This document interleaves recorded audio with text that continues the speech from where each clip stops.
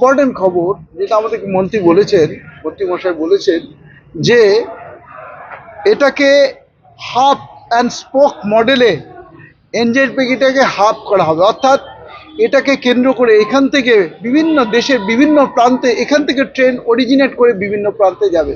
আমরা শিয়ালদা হাওড়াতে দেখি কি, আমরা শিয়ালদা হাওড়া থেকেই অনেক ট্রেন শুরু হয়, বিভিন্ন জায়গায় যায়, লোকাল ট্রেন থেকে আরম্ভ করে দূরবর্তী ট্রেন থেকে আরম্ভ করে সব এক জায়গা থেকেই যায়, হাওড়া শিয়ালদা এইখান থেকে।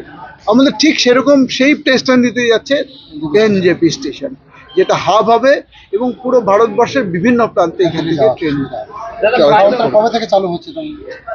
এগুলো আমার মনে হয় আরও 1-1.5 বছরের মধ্যে এটা চালু হয়ে যাবে, কারণ অনেক রকম ইনফ্রাস্ট্রাকচার অনেক কিছু আছে এর মধ্যে। বিশ্বমানের দেখেছেন বাজেট অনেকটা বেড়ে গেছে, আস্তে আস্তে আরও বাড়ছে, সুতরাং ন্যাচারালি সময়টা একটু লাগছে, কিন্তু ধাপে ধাপে কিন্তু একটার পর একটা রেডি হয়ে যাচ্ছে। যেটা এই দিকের কাউন্টারটা যেভাবে রেডি হয়েছে ঠিক সেরকমভাবে ধাপে ধাপে অন্যান্যগুলো তৈরি হয়ে যাচ্ছে।